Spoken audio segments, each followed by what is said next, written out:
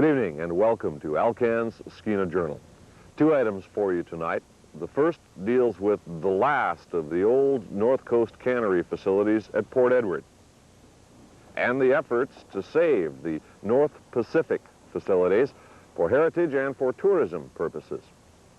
The tenders for demolition are already in the works, and very soon the opportunity and the heritage could be lost if Port Ed Mayor Al Shepard and others can't convince the public, and the public can't convince the government, that there is something here worth preserving and developing. Peter Long has the story.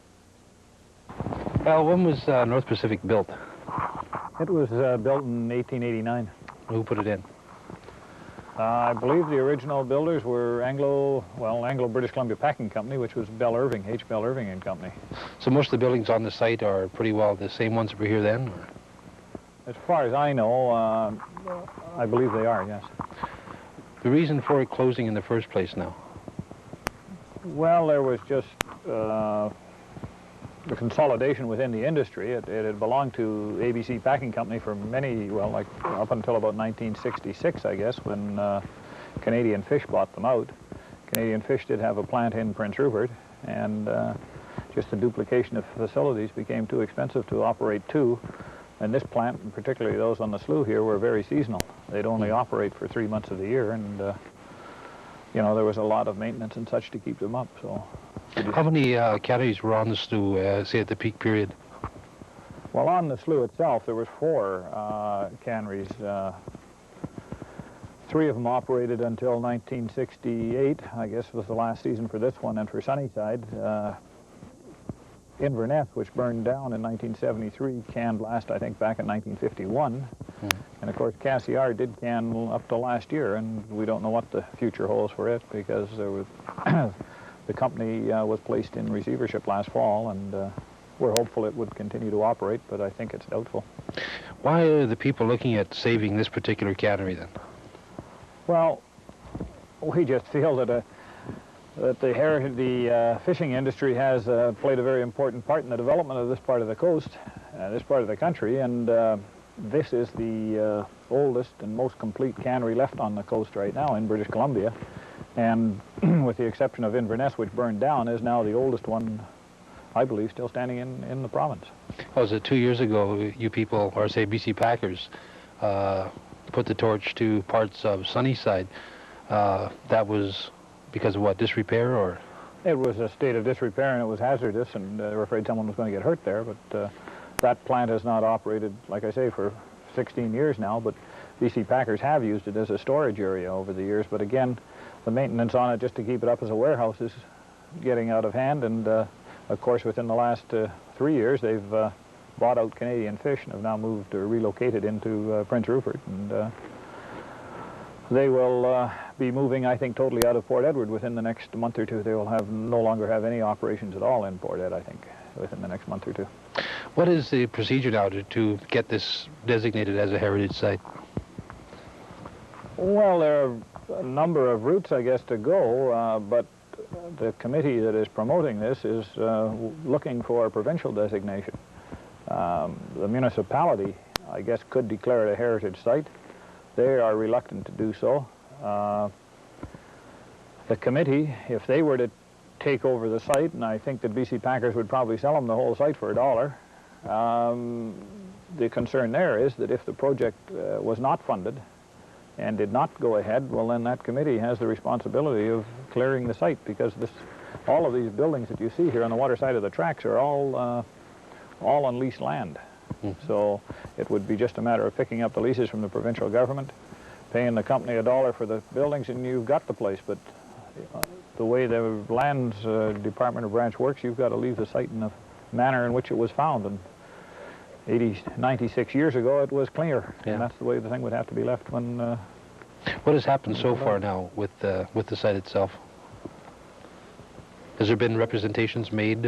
Well, we've made numerous representations over the years. I guess our local group started back in 1973 when we wrote the federal government, and at that time we were trying to encourage the preservation of Inverness, being the original cannery site on the slough, and probably more scenic even than this one, because it opens out into through Inverness Slough or Pass and out into Chatham Sound, and you can see the fishing vessels and all the traffic that travels by from that site, and it's a very scenic spot. But that burned in '73, so late in '74 we decided, well, we haven't got that, let's look at the next best one, and this was the next best, and we have since, well, we like to think made quite an effort to try to preserve this site, but it's coming down to crunch day. How long do you think you've got? Well, I think that there's got to be some definite decision made within the next month, yeah, probably at the latest. BC Packers, as I indicated, want to pull out of Port Edward.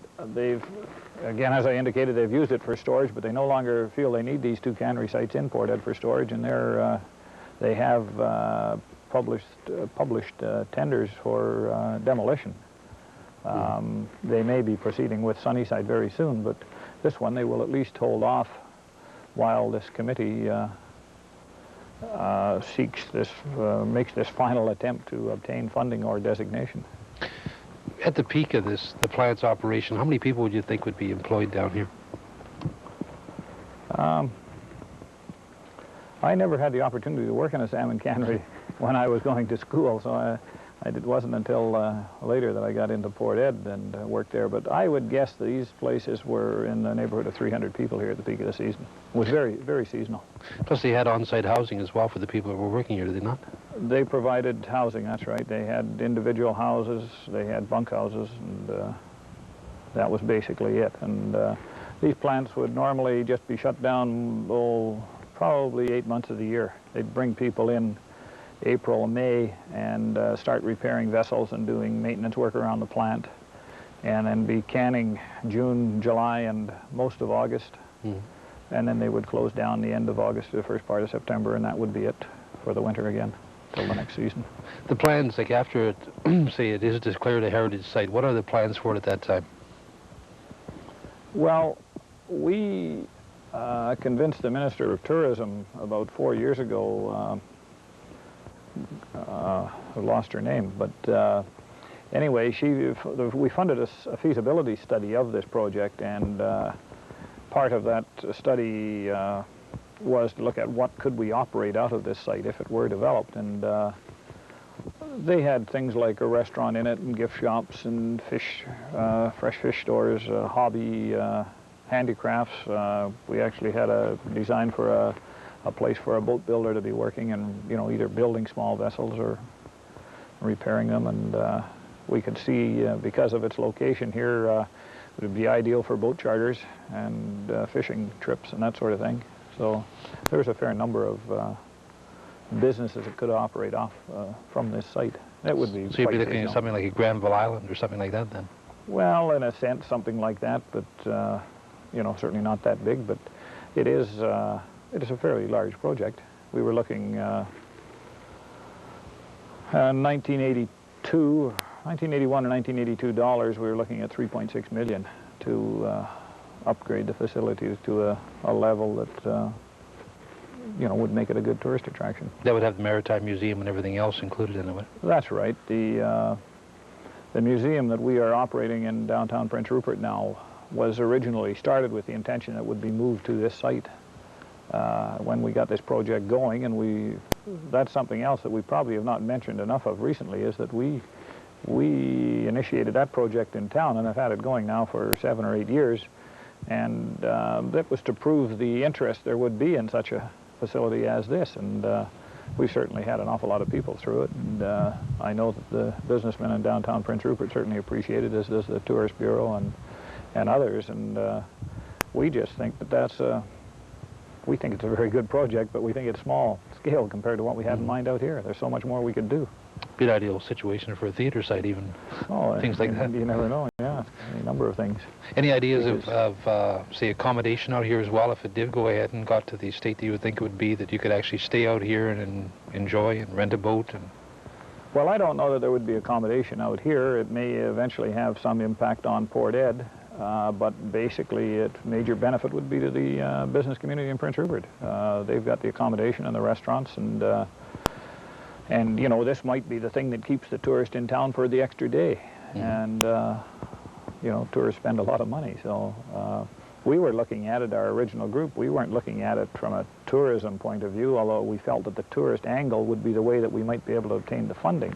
But really, we felt that we wanted to preserve some of the heritage of the industry, because the industry is really going through a tremendous change right now, and it has for the last 10 or 12 years or 15 years, and it's certainly going to, you know, there's going to be very dramatic changes in it again in the very near future. Or even to the thing of not even making wood boats anymore. Oh, that's right. Yeah, they're rapidly, well, I don't say they're disappearing, but they're being replaced. Yeah. You can see it now in the Native Corporation has taken over a lot of the cannery boats, and they are looking at replacing a lot of those vessels, but they're certainly not looking at wood. They're looking at aluminum and mainly fiberglass.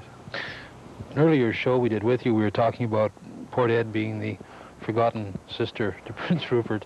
How does it make you feel knowing that the BC government is spending, say, $1.5 million for antique cars for Expo, and you've got something here which is viable, which is needed in the area?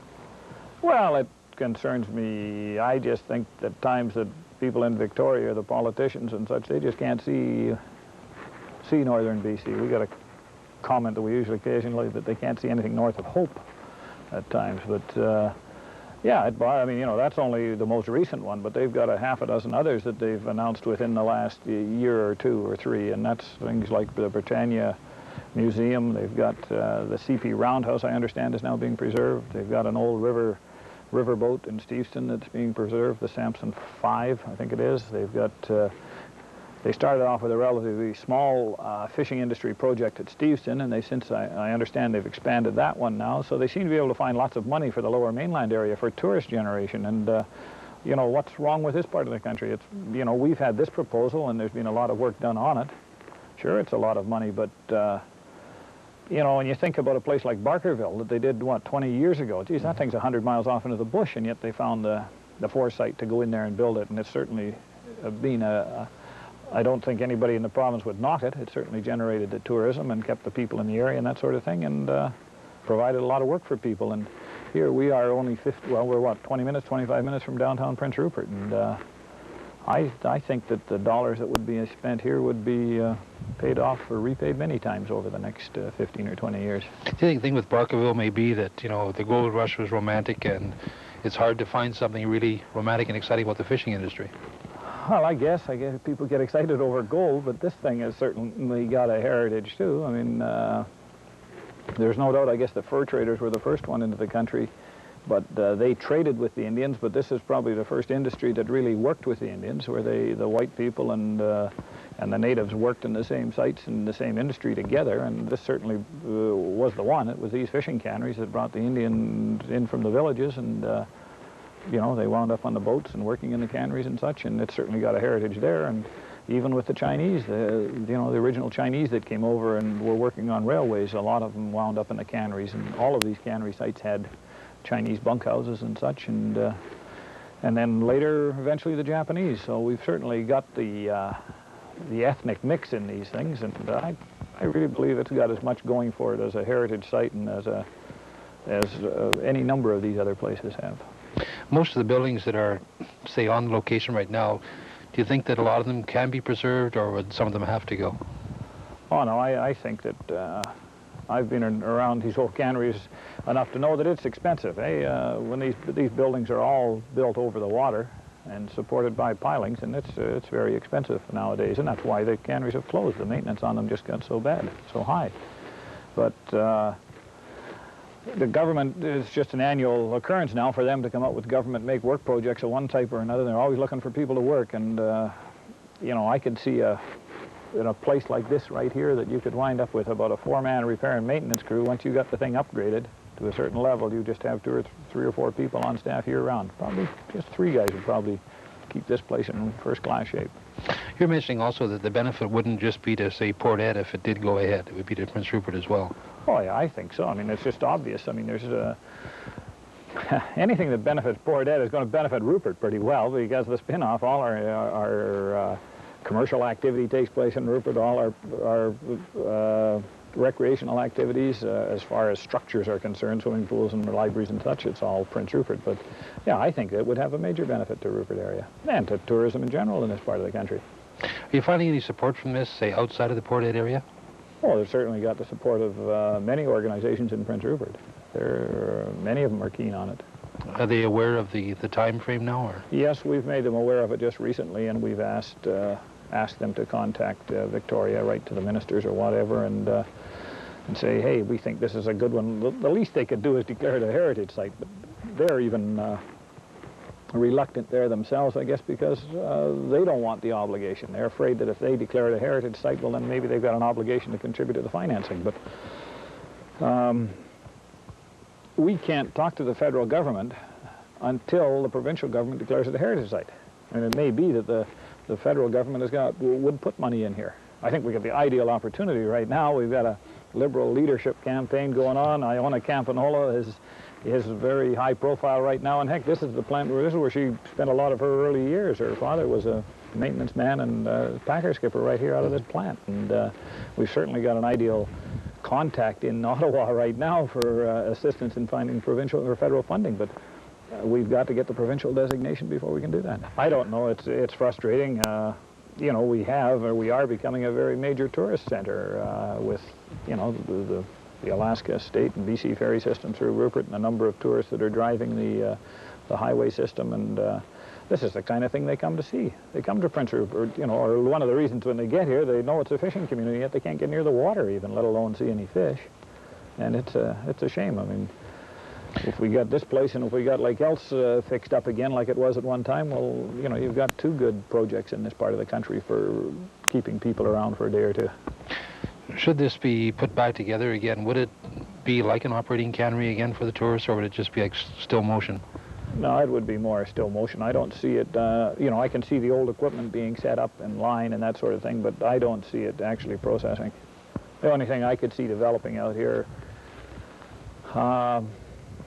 it's probably the population is not big enough for this area, but if you've been in Nanaimo, there's a small operation there called St. Jean's Cannery, and they actually custom can sports fish in that for individuals, and I can see a small operation like that fitting in very nicely here, where even a commercial fisherman who wants to can some fish for the winter can bring in the fish and have this fellow process it for him and can it, and I could see a small operation like that going and being a real winner for a short period of the year. If saving these facilities makes some sense to you, help. Write your MLA and the government ministers involved and express your opinion.